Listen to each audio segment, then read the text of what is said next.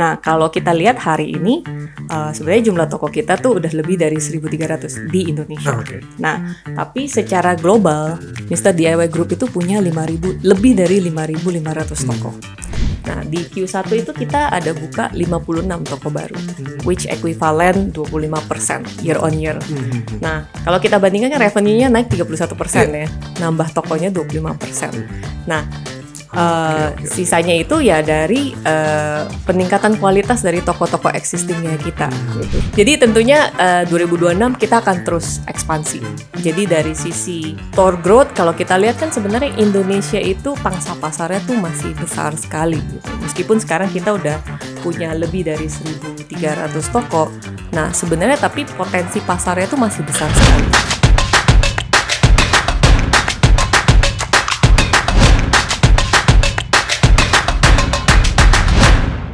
Hello Go Winners, welcome back to Go and Talk. Kembali lagi bersama saya yang selalu menjadi host di podcast kali ini. Nah, sekarang kita kedatangan guest star lagi nih di studio kita ini, di Go and Talk Studio.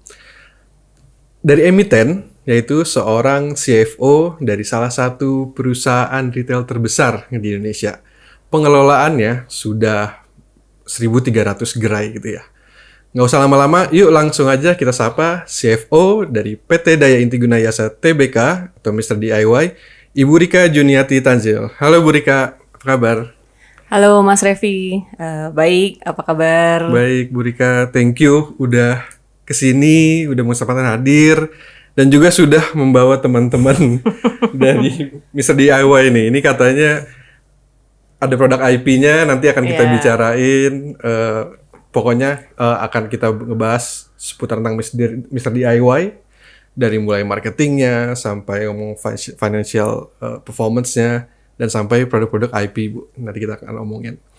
Thank you Mas Revi thank you. for the invitation. So it's a pleasure also kita udah diundang ke sini sehingga kita bisa sharing dengan community-nya Mandiri Sekuritas mengenai performance-nya Mr. DIY, kemudian how we see retail landscape and how our progress so far. Saya sangat penting ya Bu ya bagi teman-teman investor untuk tahu story behind numbers-nya Bu.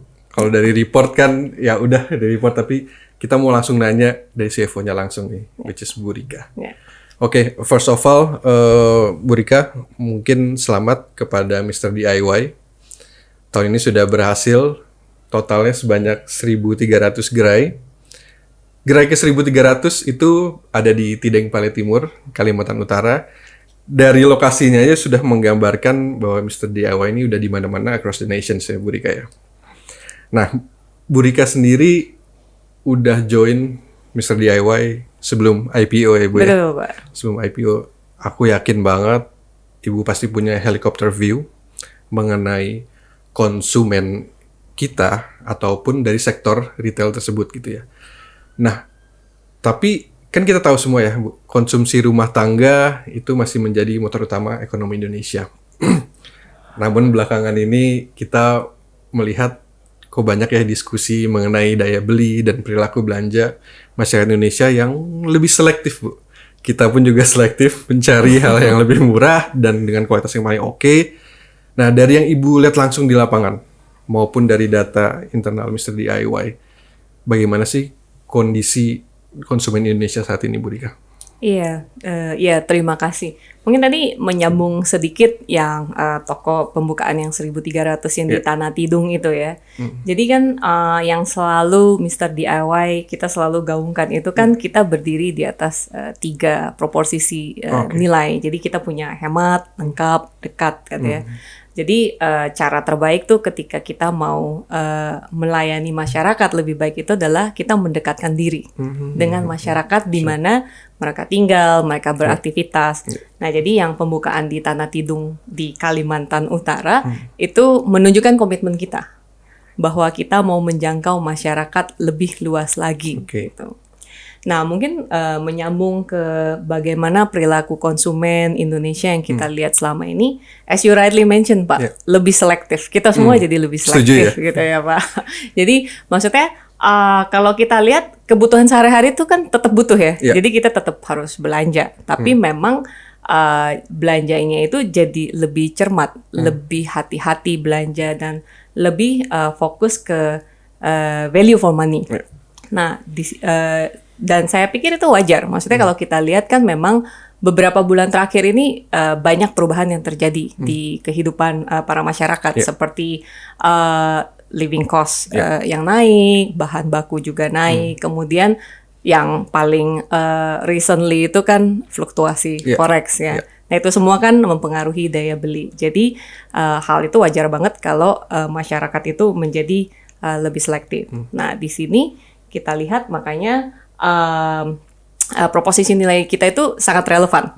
Jadi pada saat pelanggan mau mencari produk lengkap dengan harga yang terjangkau, yang dekat dengan rumah mereka, nah Mr. DIY hadir di sana untuk melayani masyarakat. Oke, mungkin lanjut dari situ ya, Bu Rika ya. Sebagai salah satu pemain retail terbesar di Indonesia, apakah perubahan tren atau kategori produk tertentu itu yang menurut Ibu paling mencerminkan perubahan perilaku konsumen saat ini itu apa sih, Bu? SKU-nya, entah produknya gitu. Sebenarnya sih kalau kita lihat, saya sih tidak berbicara dari konsumen secara general di Indonesia ya, tapi kita berbicara fokus ke pelanggan Mr. DIY. Kalau kita lihat pelanggan pola perilaku pelanggan Mr. DIY sebenarnya tidak banyak berubah. Jadi kita biasanya kan tolok ukurnya itu dari basket size ya. Nah, basket size-nya kita itu dari waktu ke waktu itu konsisten di 80.000 sampai 90.000 rupiah per transaksi. Nah, kita lihat itu konsisten dari waktu ke waktu. Jadi, setiap pelanggan yang datang ke toko kami untuk berbelanja, mereka masih membeli jumlah yang sama. Sehingga kita lihat itu stabil. Kemudian yang kedua dari sisi produk kategori. Jadi Mr. DIY itu kan ada 10 produk kategori ya, mulai dari household, toys, stationery, hardware, macam-macam. Nah, itu juga kita perhatikan dari waktu ke waktu itu stabil, konsisten. Jadi tidak ada yang naik signifikan atau turun signifikan, semuanya relatively stabil.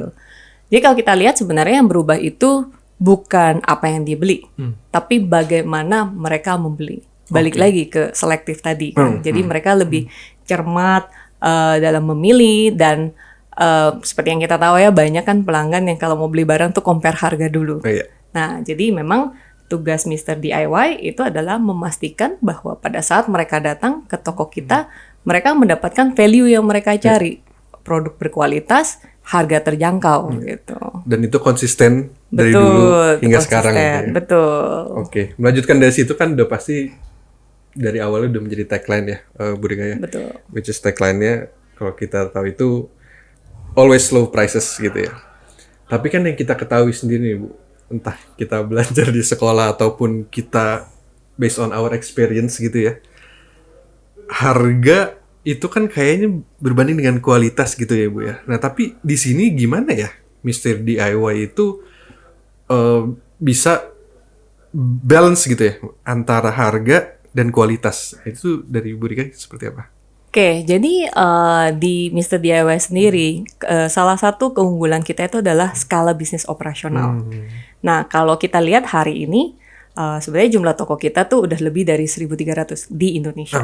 Nah, tapi secara global, Mr. DIY Group itu punya lebih dari 5.500 toko. Nah, dengan scale seperti ini, kita punya very good bargaining position dengan supplier kita, sehingga kita bisa dapat competitive price dan sekaligus menjaga kualitas produk yang kita tawarkan kepada customer kita. Nah, dan tentunya dari sisi pengadaan itu kita sangat diversifikasi. Jadi kita nggak hanya mengandalkan sekelompok kecil supplier, tapi kita punya jaringan yang luas. Kemudian dari sisi logistik itu juga kita punya diversifikasi partner yang sangat banyak, sehingga pada saat terjadi cost pressure kita punya flexibility lah, seperti kalau kayak forex fluctuate itu, dan kemudian itu juga disupport dengan kita punya inventory level yang sehat. Jadi itu buffer untuk kita manage fluctuation. Nah, tentunya dari sisi operational kita juga disiplin dalam menjaga efisiensinya. Jadi dari tadi yang saya sampaikan dari pengadaan, logistik, termaksud dari operasional toko itu sendiri. Kita benar-benar jaga efisiensi di setiap aspek operasional kita, very disiplin efisiensinya. Sehingga dengan kombinasi skala bisnis, kemudian operational efisiensi, nah itu membuat kita bisa untuk maintain harga terjangkau ini untuk masyarakat. Gitu. Make sense sekarang. Berarti 5.000 tadi itu di globally ya? Globally, ya. Jadi kalau negotiate-nya, locally kita negotiate untuk 1.300, globally kita negotiate untuk 5.500. Gitu. So, jadi kalau ini kita lanjut ke persaingan kali ya, dari tadi. Mungkin bisa nggak ya aku simpulin hal tadi itu adalah menjadi competitive advantage-nya.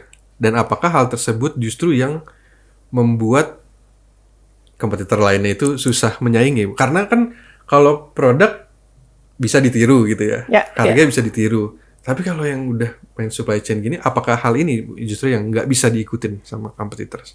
Ya, jadi kan kalau kita lihat competition is very good actually kan, karena kan dengan adanya competition itu kan sebenarnya memberikan dampak positif untuk customer ya. Jadi customer jadi punya lebih banyak option untuk berbelanja. Kemudian dari sisi industry player juga jadi terpacu untuk harus lebih berinovasi lagi gitu kan. Nah, memang seperti yang tadi Mas Revi bilang, memang orang banyak bilang kalau competition itu kan yang dilihat harganya, barangnya. Nah, memang diferensiasi kita itu memang tidak hanya dari sisi harga terjangkaunya gitu, tapi skala operasional. Nah, ketika kita bilang 1.300, ini kan Sabang sampai Merauke. Nah, kita tahu Indonesia itu kan karakteristiknya tuh beda sekali gitu ya. Jakarta dengan kita compare dengan Papua, customer behavior is very different. Nah, jadi dengan kita punya jaringan yang seperti ini, sebenarnya kita jadi punya insight. Oh, customer behavior tuh seperti apa? Karakteristik masing daerah tuh seperti apa? Nah, sehingga dengan insight yang seperti itu kita jadi tahu, oh kalau kita mau buka, memilih lokasi untuk toko yang baru yang kita mau buka di mana, itu kita sudah punya insight-nya. Oh, lokasinya harusnya seperti ini, produk yang dicari seperti apa, sehingga itu juga membantu pada akhirnya manage logistik, karena itu tidak mudah manage logistik dari Sabang sampai Merauke, gitu. Karena kita tahu ya very challenging untuk ngirim barang keluar Jakarta, gitu kan. So that combination itu yang sulit ditiru. Jadi competitive advantage kita memang dari skala bisnis, tidak hanya dari harga terjangkau, tapi konsistensi untuk bisa menjalankan jaringan yang sebesar ini, terus kemudian tetap memberikan produk yang relevan, kemudian customer experience yang konsisten. Nah, ini yang competitive advantage kami yang itu kita sudah bangun bertahun-tahun, dan itu tidak mudah untuk ditiru. Gitu. Agree on that, Bu Rika. I want to deep dive to financial performance, Bu Rika. Jadi di first quarter tahun ini gitu ya, sudah membukukan 2,4 triliun revenue. I think it's growth 31% year on year. Dan juga laba bersih mengikuti gitu ya, laba bersih mengikuti naik hampir 36% year on year. Nah, di tengah kondisi ekonomi yang saat ini gitu ya, Bu Rika, yang masih cukup menantang, faktor terbesar yang menjadi pendorong hal tersebut itu apa sih? Aku mau tahu sih story behind numbers this revenue and NPAT atau net profit ini. Oke, so untuk first quarter result, main faktornya itu dua. Satu memang dari sisi pertumbuhan penjualan, kedua itu dari disiplin dalam memanage biaya. Jadi kalau dari sisi penjualan, tentunya memang faktor terbesarnya itu dari ekspansi toko. Nah, di Q1 itu kita ada buka 56 toko baru, which equivalent 25% year on year. Nah, kalau kita bandingkan kan revenue-nya naik 31% ya, nambah tokonya 25%. Nah, sisanya itu ya dari peningkatan kualitas dari toko-toko existingnya kita gitu, dimana kita bisa attract more transaction, more traffic dari customer, sehingga productivity dari toko existingnya itu juga naik. Nah, itu bisa dilihat dari SSSG-nya yang positif 3,9% gitu. Jadi, nah itu dari sisi revenue growth-nya. Dari sisi disiplin biaya, yaitu kita benar-benar memperhatikan biaya pengadaan, biaya logistik, operasional toko. Nah, oleh karena itu, karena kita benar-benar this is what we call execution excellence. Okay. Nah, jadi untuk make sure bagaimana supaya top line growing and then bottom line also growing. Nah, dengan kombinasi pertumbuhan penjualan, kemudian disiplin biaya, oleh karena itu untuk Q1 laba itu bertumbuh lebih cepat daripada revenue-nya. Oke. Tadi Bu Rika mention metrics yang mungkin penting banget dan juga baca di report ini selalu ada ya. SSSG ya. Mungkin singkat itu same store sales growth sales growth ya, Yeah. Bu Rika. Nah, itu kan kalau itu menjadi indikator penting ya yang kita lihat ya. Nah, juga kalau menariknya waktu kuartal 4 2025 ya. Itu SSG minus 9% ya. Tapi di first kuartal 2026 ini positif nih, 3,9% gitu ya, Bu Rika. Nah, faktor pemulihannya nih, aku mau tahu pemulihan ke tren dari negatif ke positif ini tuh yang bisa apakah bisa berlanjut sampai sisa-sisa bulan 2026 ini, Bu Rika, untuk SSSG ini? Oke, jadi faktor utama dari SSSG positif di Q1 itu tentunya peningkatan transaksi di toko. Jadi kalau kita lihat, balik lagi ke tadi basket size ya. Basket size itu kan stabil ya dari waktu ke waktu. Nah, jadi sehingga yang kita lihat memang transaksinya itu yang meningkat. Nah, ini artinya apa? Artinya lebih banyak pelanggan yang datang ke Mr. DIY untuk berbelanja. Nah, tentunya ini tidak terlepas dari inisiatif-inisiatif yang sudah kita jalankan dari kuartal sebelumnya. Nah, specifically untuk kuartal pertama kita ada beberapa activity lah untuk promotion. Jadi kita ada yang kita sebut super bombastis, kemudian ada hemat mantul. Nah, ini yang promotion seperti ini yang meningkatkan engagement dari customer untuk kembali datang dan bertransaksi. Dan juga ada program dan promotion untuk Ramadan, Lebaran dan Ramadan. Nah, ini juga tentunya memberikan dampak positif untuk Q1. Meskipun itu tidak satu-satunya pendorong untuk growth di Q1, tapi itu ada memberikan contribution lah. Nah, mungkin kalau ke depannya mungkin kita akan monitor terus ya, karena kan as we know kondisi makro itu kan benar-benar dinamis sekali ya. Nah, itu pun jadi ya balik lagi kita akan fokus ke kita punya target di mana ekspansi, efisiensi dalam sisi biaya dan produktivitas dari semua toko, tidak hanya yang existing tapi juga yang toko-toko baru gitu. Jadi kita akan terus memonitor lah pergerakannya gitu. Kalau promosi-promosi tadi kan masih ada sisa 6 bulan lagi ya, Bu Rika ya. Dan kalau kita lihat dari retail bisnis gitu ya, ini yang aku pelajari dari mungkin dari retail yang lainnya juga, itu pasti ya kalau nggak Lebaran, belum lagi ada di pertengahan tahun, pasti back to school. Betul, back to school, betul. Back to school dan pasti akhir tahun gitu ya. Betul. Nah, hal tadi yang disebutkan Bu Rika tadi itu juga mempengaruhi ini ya, Bu ya. I'm asking you, berarti gross profit margin GPM juga mengaruh dari situ ya, Bu Rika ya? Nah, kalau yang kita lihat kan sebenarnya ketika kita ngomong growth ya, itu kan selalu ya dipertanyakan apa yang mau dikejar, growth atau profitability gitu kan. Nah, dari yang kita lihat itu sih sebenarnya ini dua harus jalan bersamaan. Jadi nggak bisa kita cuma mau kejar growth-nya aja atau kita cuma mau kejar profitability-nya aja. Karena kan ini sebenarnya berjalan berdampingan lah basically. Nah, memang tadi yang seperti disampaikan ketika kita ada promotion dari yang seperti hemat mantul, super bombastis, yes itu memang akan ada impact terhadap margin. Nah, tapi memang keputusan kita ketika kita lakukan promotion itu memang kita sudah tahu berapa impactnya terhadap margin. Jadi itu memang keputusan yang kita buat benar-benar sesuai dengan sudah ada targetnya lah gitu. Jadi karena kan kita mengerti ya dengan kondisi saat ekonomi seperti saat ini, promotion is very important ya kan untuk attract customer. Jadi memang tidak hanya untuk awareness, tidak hanya untuk top of mind-nya aja, tapi untuk bagaimana itu bisa terkonversi menjadi transaksi datang ke toko. Jadi tapi yang paling utama sebenarnya gini, ketika kita bikin promosi itu kan ada jangka waktunya. Iya. Nah, apakah kita mau extend ataukah kita mau jangka waktu tertentu saja? Biasanya itu kita evaluasi. Jadi setiap promosi kita sudah punya target. Berapa conversionnya, berapa traffic yang harus tergenerate.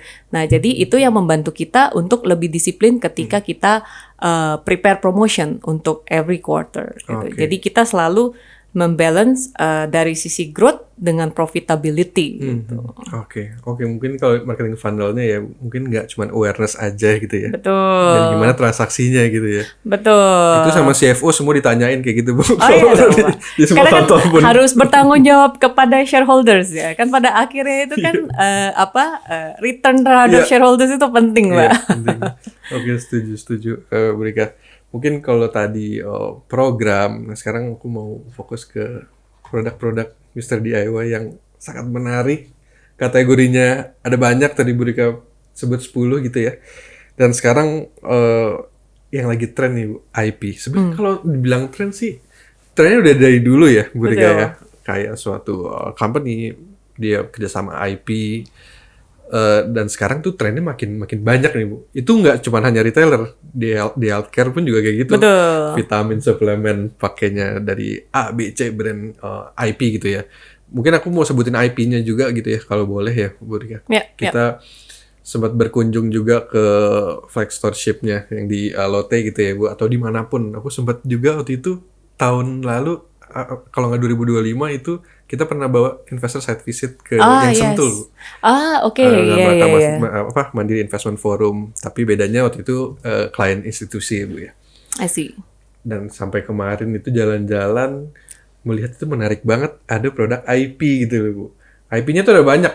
Ada yang ini yang aku inget gitu ya. Ada Disney, ada Pixar. Dan ada kalau yang anime-animenya itu ada Demon Slayer itu. Betul. Yang suka fans-fansnya gitu ya. Itu menarik banget gitu. Nah, tapi dari situ, Bu Rika, sebenarnya apa emang tujuannya mau boost the sales? Atau memang mencari opportunity ke segmen-segmen baru? Karena Bu Rika jujur aja, itu IP, masing-masing IP itu fansnya ada banyak banget. Betul. Dan mereka willing to buy-nya tuh gede banget loh Bu Rika. Iya. Let's say ini bukan curhat, bukan apa. Contoh my wife. Pixar gitu, Mimo mungkin tahu nih. Dia suka banget Sally, Bu. Sally, Pixar Disney gitu ya, Monster Inc. dari Monster Inc. Sally. Jadi dimanapun mau di Disneyland itu dia beli, maupun kalau di Mr. DIY juga dibeli itu ada bantal, ada dan lain-lain gitu ya. Nah dari Bu Rika gimana sih? Pertanyaan tadi balik lagi, apakah emang ini semata-mata mau boost the sales atau emang membuka opportunity atau segmen-segmen baru yang ya customer new acquisitions gitu? Karena itu dari yang bocah sampai yang seumur-umur kita gini suka gitu loh. Oke. Jadi kan tadi salah satu nilai proposisi kita tuh lengkap ya.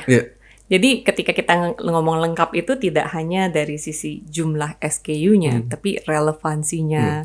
Terus tadi juga kan sempat Mas Revi sebutkan itu lifestyle ya Mas ya. Sekarang tuh kan orang hunting IP lah gitu kan.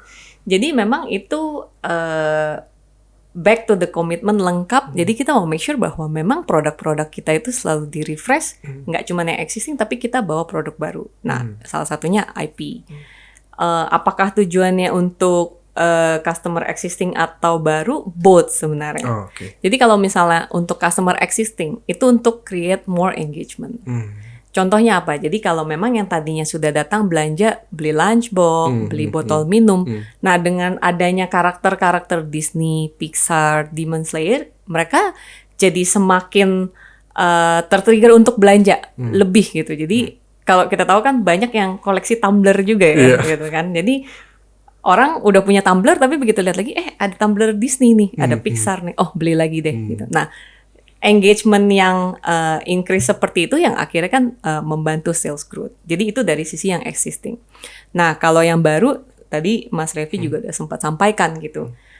Mungkin tadinya sebelumnya kolektor-kolektor produk IP ini sebelumnya tidak berbelanja di Mr. DIY. Mereka tahu tapi tidak belanja. Nah, dengan adanya produk-produk IP yang mereka cari selama ini, akhirnya mereka jadi pengen ke Mr. DIY. Oh, sekarang Mr. DIY ada nih, saya ke sana deh beli. Nah, itu kan jadi new customer acquisition gitu jadinya. Jadi itu both. Nah, kemudian kita juga lihat dari sisi IP. Ketika kita ngomong IP produk ini, kita tidak hanya memperhatikan customer yang tinggal di kota-kota besar. Nah, kalau kita ngomong kota-kota yang udah lebih mungkin secondary city, tertiary city, untuk mencari produk official itu kan tidak mudah ya. Mungkin bahkan ada yang harus ke mall dulu ya. Oh, mungkin juga nggak ada mall di situ gitu kan. Nah, jadi kita juga mau membawa produk ini untuk semua masyarakat di Indonesia bisa menikmati IP produk. Mungkin contoh yang saya bisa kasih. Jadi bulan April lalu itu saya ke Waingapu, Sumba Timur. Nah, di situ ketika di toko ngobrol sama customer. Nah, di situ mereka cerita bahwa sebelum Mr. DIY ada di sana, untuk dapat official produk ya. Kalau mungkin kalau yang non official ada ya. Tapi official produk Disney, Pixar yang seperti itu nggak bisa mereka temukan di sana. Jadi sebenarnya mereka tuh benar-benar grateful sekali kita masuk dan juga itu jadi to go place-nya. Jadi katanya ya sejak ada Mr. DIY di sana, ketika mereka ada yang ulang tahun, beli hadiahnya di sana, beli dekornya di sana gitu. Nah, itu ya kita ketika mendengar seperti itu juga bahagia gitu ya. Maksudnya, oh ternyata kita benar-benar bisa membantu masyarakat Indonesia benar-benar menjangkau sampai di sana gitu. Jadi memang produk relevansi ini yang kita akan selalu fokus untuk di-refresh lagi. Nah, salah satu contohnya lagi ini yang ada di depan kita ini. IP produk kita nih yang Oomeow nih, yang warna orange nih. Nah, ini in-house IP-nya kita. Nah, ini yang sudah generasi ketiga. Jadi kita tidak hanya IP third party, tapi kita juga punya IP in-house yang kita build. Nah, dari situ kita, jadi ketika generasi pertama kita lihat, hype-nya tuh seperti apa, acceptance-nya seperti apa. Nah, kemudian kita minta feedback dari customer. Harus ini kalau mau di-develop lebih jauh lagi, apa sih yang dicari dari customer. Nah, dari situ kita ada develop yang generasi kedua, generasi ketiga. Jadi ke depannya, nah hopefully ketika kita ngomong IP produk yang orang ingat ini tidak hanya IP produk Disney, Pixar beli di DIY, gitu tapi Oomeow yang kita build sendiri ini juga orang akan langsung ingat, oh Mr. DIY gitu. Sebutannya beri Oomeow. Oomeow. Lucu. Jadi ini ada beberapa macam. Ini salah satu yang kita bawa nih bantal. Tapi sebenarnya banyak. Ada dari tote bag, terus dari tumbler, lunchbox. Jadi benar-benar the whole set of household product lah gitu. Wah, menarik. Thank you Bu Rika untuk penjelasan untuk IP-nya. Jadi kalau misalkan ini mungkin sebagai penutup kali ya Bu Rika ya. Menutup tahun 2026 juga gitu ya. Apa sih prioritas utama dari Mr. DIY Indonesia yang perlu diperhatikan investors, both institutional investors and retail investors? Apa fokusnya lebih ke expansions, efisiensi, inovasi produk? Ini kan inovasi produk ya betul. Ya. Atau ada agenda strategis lainnya sih? Oke. Jadi kalau ditanya sebenarnya fokus 2026 itu apa? Growth yang pasti, Mas. Ya, jadi tentunya 2026 kita akan terus ekspansi. Jadi dari sisi store growth, kalau kita lihat kan sebenarnya Indonesia itu pangsa pasarnya tuh masih besar sekali gitu. Meskipun sekarang kita udah punya lebih dari 1.300 toko. Nah, sebenarnya tapi potensi pasarnya tuh masih besar sekali. Jadi tentunya ke depannya kita akan terus fokus dari sisi ekspansi. Kemudian produk relevansi seperti inovasi produk, refreshment produk itu kita akan tetap fokus juga karena kembali ke nilai proposisi kami, hemat lengkap dekat gitu ya.